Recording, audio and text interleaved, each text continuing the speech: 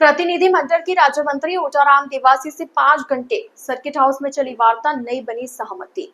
सिरोही के कृष्णावती नदी में फॉकलैंड मशीनों से भारी मात्रा में किए जा रहे बजरी खनन के विरोध में धरना प्रदर्शन बुधवार को भी जारी रहा। वहीं दोपहर बाद कृष्णावती नदी संघर्ष समिति से जुड़े 22 गांवों के लोक समिति के बैनर तले जिला मुख्यालय सर्किट हाउस पहुंचे और राज्य मंत्री ओटाराम देवासी को कृष्णावती नदी में खनन कार्य बंद करवाने सहित अन्य मांगों को लेकर ज्ञापन सौंपा।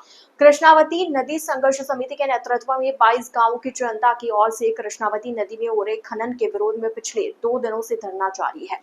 धरना बुधवार को भी जारी रहा। दोपहर बाद एकत्रित ग्रामीण चावाल से जिला मुख्यालय के कोयली चौराहा पहुंचे। वहां से रैली के रूप में नारेबाजी करते हुए सर्किट हाउस पहुंचे। सर्किट हाउस में करीब 3 घंटे इंतजार के बाद पहुंचे राज्य मंत्री ओटाराम देवासी से करीब आधा घंटा ग्रामीणों ने वार्ता की, लेकिन कोई बात नहीं बनी। तब संघर्ष समिति के प्रतिनिधि मंडल को मंत्री ने वार्ता के लिए सर्किट हाउस के अंदर बुलाया, जिस पर प्रतिनिधि मंडल के सदस्य वार्ता के लिए गए।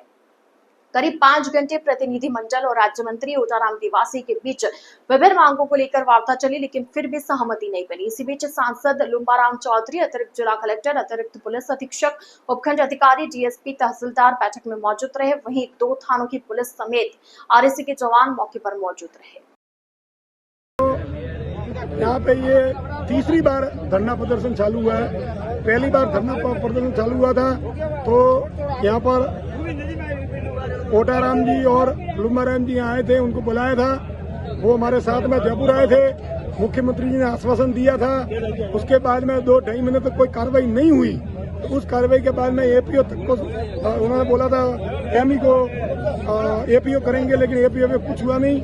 उसके बाद में वापस ये बजरी चालू होगी। हमारे आपस में कुछ बातों को लेकर आपस में समझौता आ गया तो बजरी चालू होगी, लेकिन वो इतना जबरदस्त खुदाई कर रहे हैं। कम से कम 7 से लगा के 10 फॉकलैंड मशीन से ये अब खनन कर रहे हैं और अनलीगल इनका नियम है। हम देखो एसडीएम साहब यहाँ आए, ज्ञापन लेके हम कलेक्टर साहब के पास में गए। एसडीएम साहब ने जांच का बोला। आज जिस तरह से 2 दिन से जो धरना जावाल के अंदर बजरी के लिए चल रहा था, उसमें हम जिला प्रशासन की तरफ से और वहाँ की संघर्ष समिति के साथ में बैठ करके हमने एक कमेटी बनाने का निर्णय लिया है और उसमें जो भी दोषी होगा, माइनिंग वाले दोषी होंगे तो उसके खिलाफ कार्रवाई की जाएगी और ठेकेदार ने अगर गलत माल उठाया तो उसके विरुद्ध कार्रवाई की जाएगी।